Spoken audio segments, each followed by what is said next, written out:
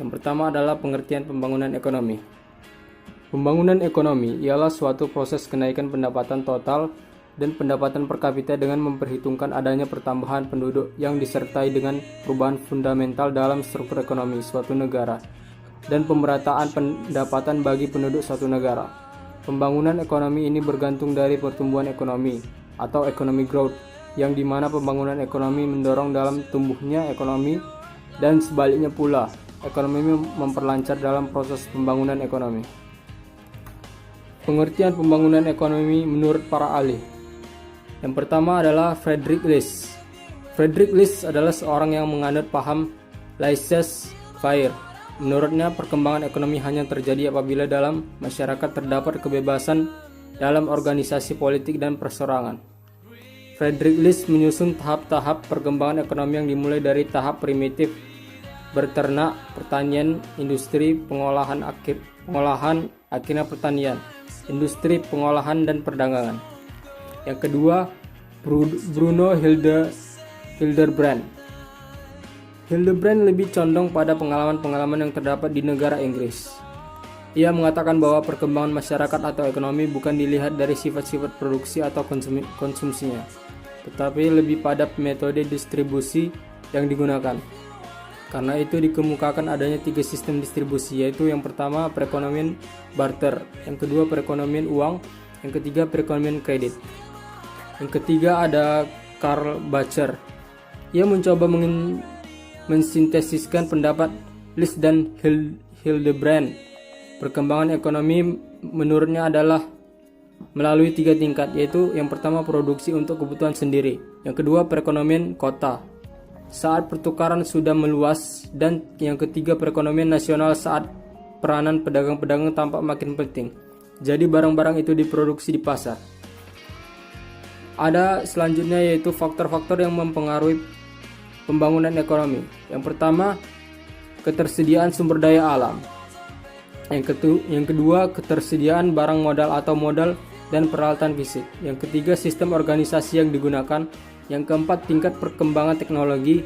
Yang kelima, sumber daya manusia dan sistem pembagian kerja. Adapun ciri-ciri pembangunan ekonomi, yaitu adanya suatu peningkatan GNP dan pendapatan per kapita yang disertai pemerataan.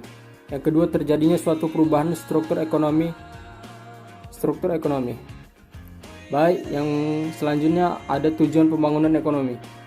Pembangunan nasional Indonesia bertujuan untuk mewujudkan masyarakat yang adil dan makmur, yang merata, material dan spiritual berdasarkan Pancasila dan Undang-Undang Dasar 1945, dalam wadah negara kesatuan Republik Indonesia yang merdeka, berdaulat, bersatu, dan berkedaulatan rakyat dalam suasana peri kehidupan bangsa yang aman, tentram, tertib, dan dinamis dalam lingkungan pergaulan dunia yang merdeka, bersahabat, tertib, dan damai. Pembangunan nasional akan tercapai apabila pembangunan ekonomi dapat terlaksana. Tujuan pembangunan ekonomi dibagi menjadi 2, yaitu sebagai berikut. Yang pertama, tujuan pembangunan jangka pendek ialah untuk meningkatkan kesejahteraan, kecerdasan, dan taraf hidup masyarakat. Dapat juga mengurangi kemiskinan, mengurangi pengangguran, dan mengurangi inflasi mata uang.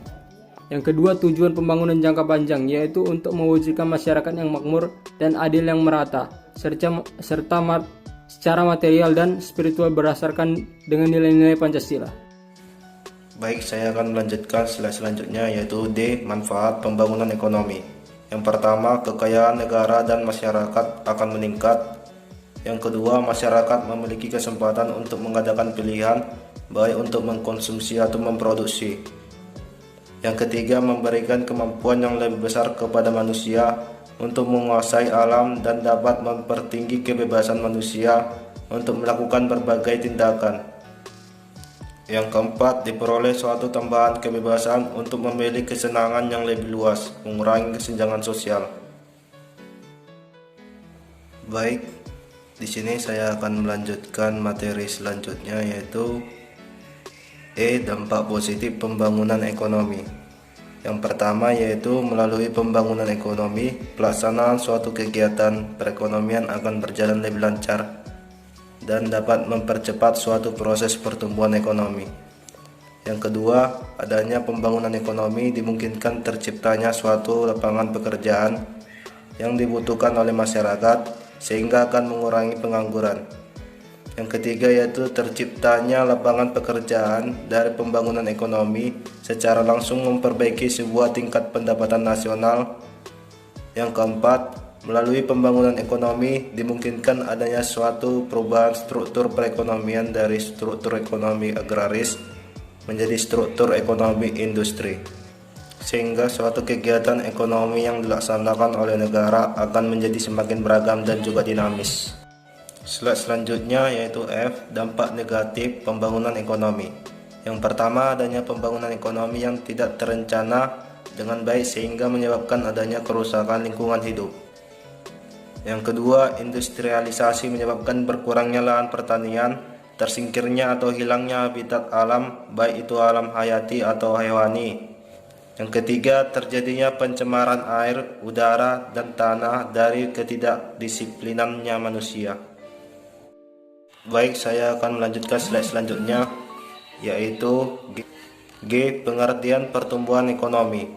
Pertumbuhan ekonomi merupakan peningkatan nilai serta jumlah produksi barang dan jasa yang dihitung suatu negara dalam suatu kurun waktu tertentu berdasarkan kepada beberapa indikator, misalnya naiknya pendapatan nasional, pendapatan per kapita, jumlah tenaga kerja yang lebih besar dari jumlah pengangguran, serta berkurangnya tingkat kemiskinan. Pertumbuhan ekonomi juga dapat diartikan sebagai proses perubahan yang secara berkesinambungan menuju kondisi yang lebih baik dalam kondisi perekonomian suatu negara. Ekonomi suatu negara sendiri dapat dikatakan bertumbuh jika kegiatan ekonomi masyarakatnya berdampak langsung kepada kenaikan produksi barang dan jasanya.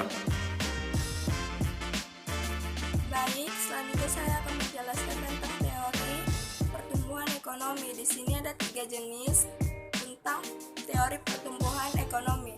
Yang pertama ada teori neoklasik. Teori neoklasik atau dikenal juga sebagai model pertumbuhan ekonomi slow Swan sebab melalui perkenalan Adam Smith kemudian dikemukakan kembali oleh Robert Slow dan T. Swan. Teori ini menyatakan terdapat 3 faktor utama yang mengaruhi pertumbuhan ekonomi, diantaranya modal, tenaga kerja, dan perkembangan teknologi. Yang kedua ada teori klasik.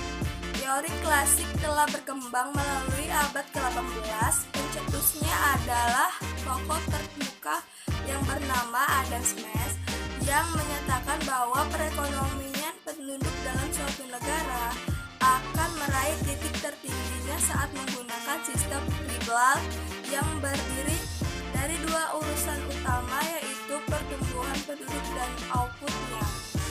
Yang ketiga ada teori historis. Teori ini dikembangkan oleh sejumlah ekonomi, diantaranya Colbert, Werner Schubert, dan Friedrich Lars, dengan pandangannya yang berbeda-beda namun sama-sama berpusat pada kegiatan ekonomi masyarakat. Dan selanjutnya, adapun faktor-faktor yang mempengaruhi pertumbuhan ekonomi. Yang pertama ada sumber daya alam atau SDA. Yang kedua ada sumber daya manusia atau SDM. Yang ketiga ada akumulasi modal. Dan yang keempat ada manajerial dan organisasi produksi. Yang kelima ada teknologi. Dan yang keenam ada faktor politik dan administrasi pemerintah. Baik, yang terakhir saya akan menjelaskan tentang 2 metode pengukuran pertumbuhan ekonomi. Yang pertama ada produk nasional bruto atau gross national product. Produk nasional bruto atau PNB sebagai suatu pendapatan yang diterima oleh negara dalam suatu tahun yang berdasarkan kepada perhitungan pendapatan yang diterima oleh warga negaranya. Artinya pendapatan warga negara Indonesia di luar negeri juga dihitung dalam Gross National Product atau GNP. Sedangkan pendapatan warga asing yang berada di Indonesia tidak termasuk dalam Gross National Product atau GNP. Dan yang kedua ada produk domestik bruto atau gross domestic product. Jika produk nasional bruto atau PNB atau garis nasional produk atau GNP dihitung berdasarkan pendapatan atau suatu negara dari penghasilan yang didapat oleh warga negaranya di mana ia berada, maka produk domestik bruto atau PDB atau gross domestic product atau GDP didapat dari pendapatan negara berdasarkan wilayah dan teritorialnya. Baik, sekian dari pembahasan materi dari kelompok kami. Saya ucapkan terima kasih.